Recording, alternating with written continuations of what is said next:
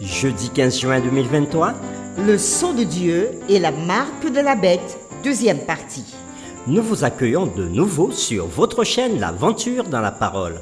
Êtes-vous de bonne humeur? Ou découragé, Êtes-vous fatigué? ou d'attaque pour cette journée. Nous souhaitons que le temps que vous passerez avec nous sur votre chaîne L'Aventure dans la Parole vous soit bénéfique.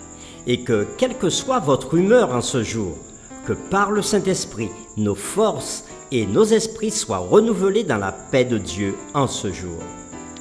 Et si les contenus qui vous sont proposés vous font du bien, nous vous invitons à cliquer et à vous abonner si ce n'est pas fait. À laisser des commentaires sur ce que vous avez compris et appris et à partager le lien avec vos connaissances. Le texte à mémoriser de ce jour et de cette semaine que nous vous invitons à dire avec nous se trouve dans Apocalypse chapitre 7, les versets 2 et 3. Et je vis un autre ange qui montait du côté du soleil levant et qui tenait le sceau du Dieu vivant. Il cria d'une voix forte aux 4 anges à qui il avait été donné de faire du mal à la terre et à la mer. Et il dit : Ne faites point de mal à la terre, ni à la mer, ni aux arbres, jusqu'à ce que nous ayons marqué du sceau le front des serviteurs de notre Dieu. Qu'est-ce que le sceau de Dieu et qui sont ceux qui le reçoivent? Selon les livres de Daniel et Apocalypse, quelle description et indication temporelle avons-nous concernant la bête qui monte de la mer?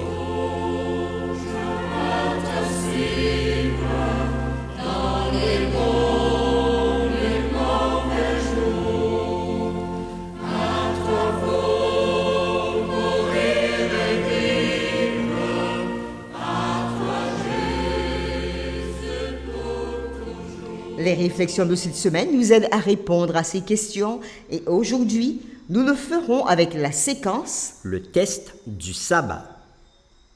en ce moment même, peut-être.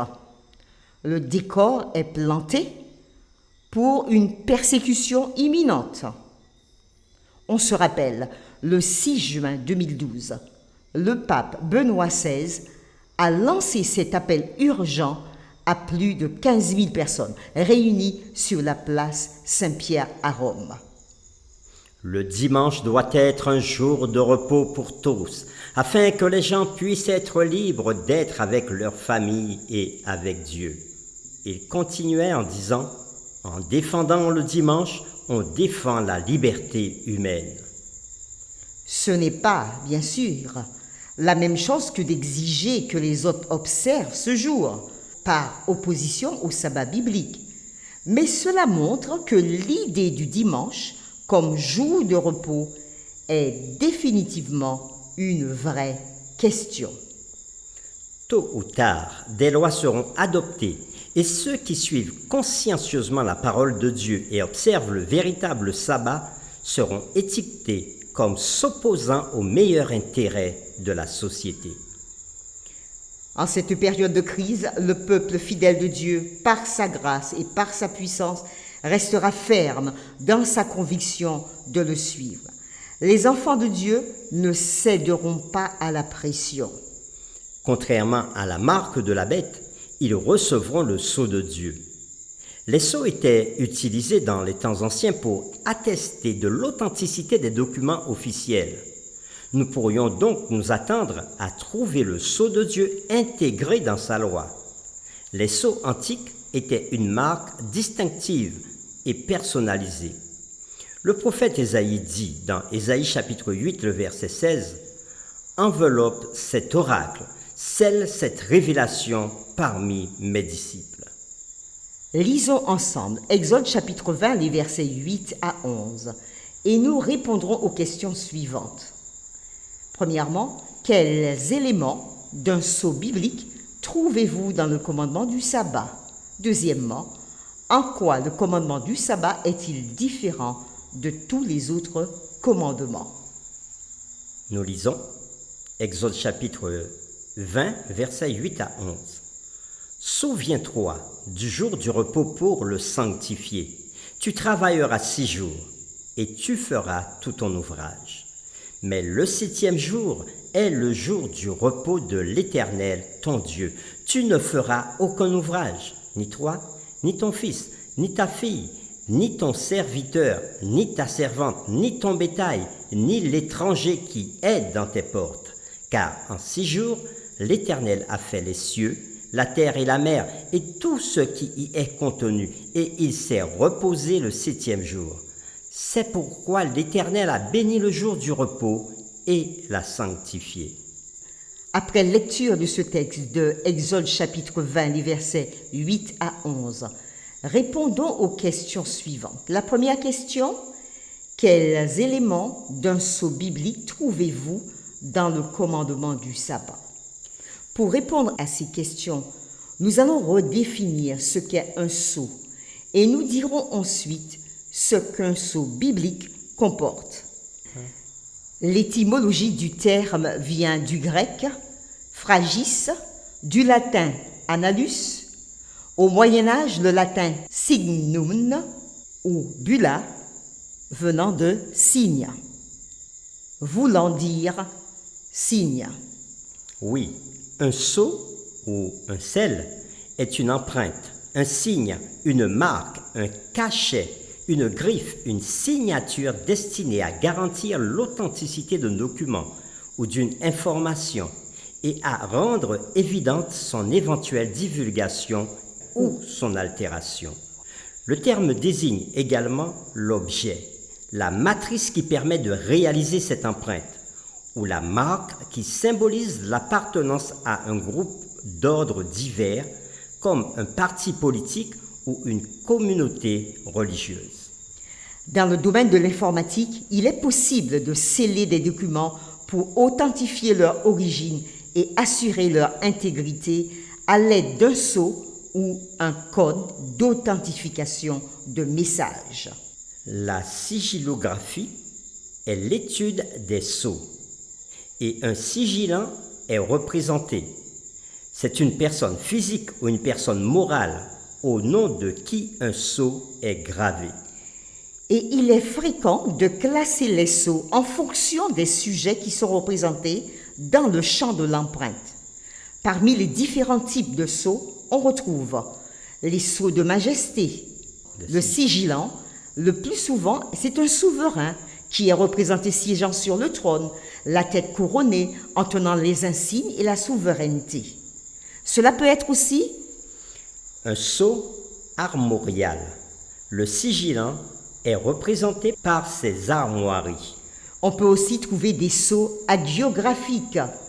Le sigilant, généralement, c'est une personne morale, est représenté par un saint patron avec ses attributs iconographiques, par exemple Saint Pierre et ses clés. Nous avons aussi les sceaux monumentaux. Le sigilant est représenté par un ou plusieurs monuments.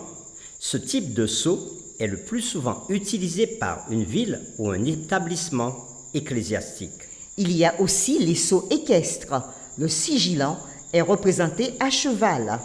Il y a aussi le sceau pédestre. Le sigilant est représenté debout. Il y a aussi les sceaux emblématiques. Le sigilant est représenté par un ou plusieurs symboles le caractérisant. Ce type de sceau est le plus souvent utilisé pour représenter des métiers.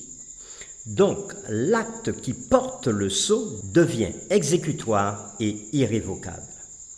Répondons donc à la première question. Quels éléments d'un sceau biblique trouvez-vous ou trouvons-nous dans le commandement du sabbat? Un sceau biblique aussi comporte différents éléments comme un nom, un titre, un domaine. Et c'est le cas du 4e commandement. Oui, le 4e commandement, qui est le commandement du sabbat, contient les 3 éléments d'un sceau authentique. Le premier élément du sceau, c'est le nom. Dans le texte biblique, Exode chapitre 20, verset 10, nous retrouvons le nom de l'Éternel, ton Dieu. C'est le jour du repos de l'Éternel, ton Dieu, dit le texte. Deuxième élément du sceau, le titre. Le Seigneur qui a fait le ciel, la terre, la mer. Il est le Créateur. Et troisième élément du sceau, le territoire. Les cieux, la terre et la mer et tout ce qui y est contenu. Nous retrouvons cela dans Exode chapitre 20, le verset 11. Notre deuxième question, en quoi le commandement du sabbat est-il différent de tous les autres commandements? Le commandement du sabbat est le seul commandement qui présente les caractéristiques d'un sceau, c'est-à-dire le nom, le titre et le territoire. Donc, l'acte, c'est-à-dire le commandement du sabbat qui porte le sceau de Dieu devient exécutoire et irrévocable. Selon Apocalypse chapitre 7, les versets 1 et 2, le sceau de Dieu n'est placé que sur le front. Lisons à nouveau ce texte. Après cela, je vis 4 anges debout aux 4 coins de la terre. Ils retenaient les 4 vents de la terre. Ils retenaient les 4 vents de la terre afin qu'il ne souffle à point de vent sur la terre, ni sur la mer, ni sur aucun arbre. Et je vis un autre ange qui montait du côté du soleil levant et qui tenait le sceau du Dieu vivant. Il cria d'une voix forte aux 4 anges à qui il avait été donné de faire du mal à la terre et à la mer, et il dit : Ne faites point de mal à la terre, ni à la mer, ni aux arbres, jusqu'à ce que nous ayons marqué du sceau le front des serviteurs de notre Dieu. Oui, le sceau de Dieu n'est placé que sur notre front, symbole de notre esprit. Jésus respecte notre liberté de choix. Il nous invite à le laisser façonner notre esprit par son Saint-Esprit afin de nous enraciner dans notre foi en la parole de Dieu. Ainsi, nous comprenons que les fidèles ou les serviteurs de Dieu, comme il est dit dans le texte lu, selon Apocalypse 14, verset 12, ces fidèles sont ceux qui gardent les commandements de Dieu et la foi de Jésus. Et ce texte disait, c'est ici la persévérance des saints qui gardent les commandements de Dieu et la foi de Jésus. Et ces saints, dont il est fait mention, ne reçoivent pas la marque de la bête, mais reçoivent le sceau de Dieu. Ces saints gardent les commandements de Dieu, et parmi ces commandements figure le 4e qui parle du sabbat, qui porte le sceau de Dieu. Ce 4e commandement, qui est donc exécutoire et irrévocable, ce 4e commandement qui a été modifié, contrefait par la puissance de la bête. Nous avons dit dans la séquence précédente que le jour viendra, et peut-être plus tôt que nous ne le pensons, où des lois seront adoptées pour restreindre nos libertés religieuses. Ceux qui suivent consciencieusement la parole de Dieu et observent le véritable sabbat du Seigneur seront étiquetés comme s'opposant à l'unité et au bien de la société. Nous avons aussi dit dans cette séquence que Apocalypse prédit qu'à l'avenir, lors d'une crise internationale, notre monde sera confronté à une sorte de transformation politique, sociale, religieuse et morale radicale, au cours de laquelle l'observation du dimanche sera imposée et deviendra la marque de la bête. Pour terminer, réfléchissons personnellement aux questions suivantes. Quelles sont les conditions que vous voyez se développer actuellement et qui peuvent potentiellement conduire à des restrictions de la liberté religieuse? Quels obstacles subsistent également? Nous vous invitons à prier avec nous. Notre Père qui est aux cieux, tu es digne de recevoir louange, gloire et adoration, car tu as créé toutes choses et toutes choses subsistent par toi et en toi. Et en créant toutes choses, les visibles et les invisibles, tu as mis ton sceau. Ce sceau qui dit que tu es Dieu, tu es l'Éternel. Tu as tout fait. Tu es créateur, pourvoyeur. Ton royaume s'étend dans l'univers entier. Ce sceau est le 4e commandement qui est le commandement du sabbat, où tu demandes à tous les habitants de la terre de se souvenir du sabbat pour le sanctifier, que ce jour t'appartient. Tu nous invites à ne faire aucun ouvrage, travail ce jour-là, ni fils, ni fille, ni serviteur, ni servante, ni bétail, mais de se reposer dans l'adoration et la reconnaissance que tu es Dieu, que c'est toi qui nous as créés, qui nous renouvelle et qui nous transforme par ton Saint-Esprit. Et tu précises qu'en 6 jours tu as fait les cieux et la terre, et le 7e jour tu t'es reposé, tu l'as béni et tu l'as sanctifié. Père, donne-nous donc par le Saint-Esprit d'entendre ton appel solennel à obéir à tes commandements, à te laisser inscrire ta loi d'amour dans nos cœurs et nos esprits. Car toi-même tu as dit dans Jérémie 31, verset 33, et qui a été repris dans Hébreux chapitre 8, verset 10, « Je mettrai mes lois dans leur esprit, je les écrirai dans leur cœur, et je serai leur Dieu, et ils seront mon peuple. » Père, aide-nous à ne pas choisir d'adorer la bête et son image. Père, aide-nous d'être attentifs et persévérants pour ne pas accepter de recevoir une marque sur le front ou sur la main venant de la marque de la bête, mais toujours et dès maintenant à te craindre, toi, notre Dieu, à te donner gloire, à t'adorer, toi qui as créé toutes choses. C'est au nom de Jésus-Christ, notre Sauveur et Seigneur, que nous te prions. Amen. Amen.